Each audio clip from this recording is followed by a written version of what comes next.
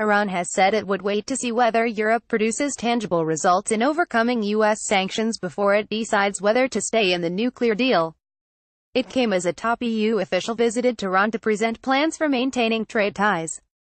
The ball is in the court of the EU.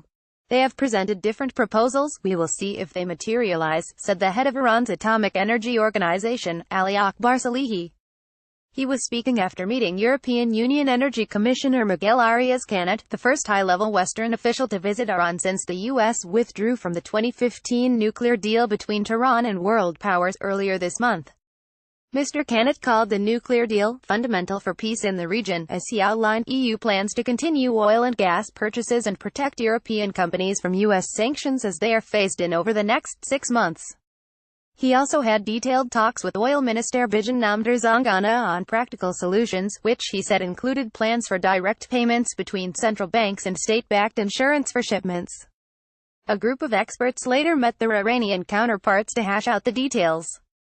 Mr. Zongana said there were no plans to change Iran's pattern of oil exports, which amount to 3.8 million barrels per day, with 70% going to Asia and 20% to Europe. Mr. Salehi acknowledged Europe's efforts to protect trade but said, "We want tangible results, otherwise we take our own decisions.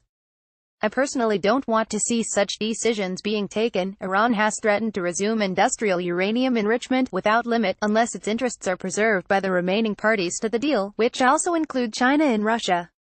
Mr. Salehi said the Iranian people had lost trust in the nuclear agreement, and that if trade benefits were not protected, they will lose more confidence.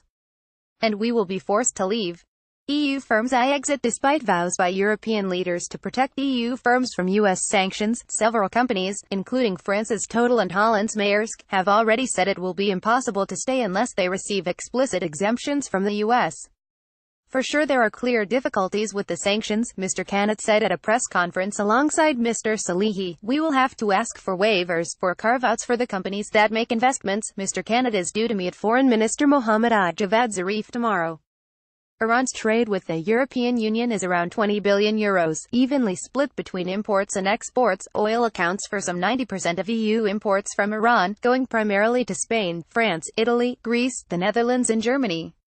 Iran has the world's fourth biggest oil reserves and second largest gas reserves, but has only finalized 2 major energy deals since the sanctions were lifted. Totals $4.8 billion South Pars 11 project with the China National Petroleum Corporation, and a $740 million deal with Russia's Zarubisneft to develop the Aban and Paydar oil fields. Analysts say Iran's hardliners remain wary of foreign involvement in the energy sector, and the Revolutionary Guards have sought to maintain their privileged position in major projects, which has delayed negotiations with Western firms. Russia and China are less vulnerable to economic pressure from the U.S., and analysts say they could benefit from Europe's difficulties in Iran.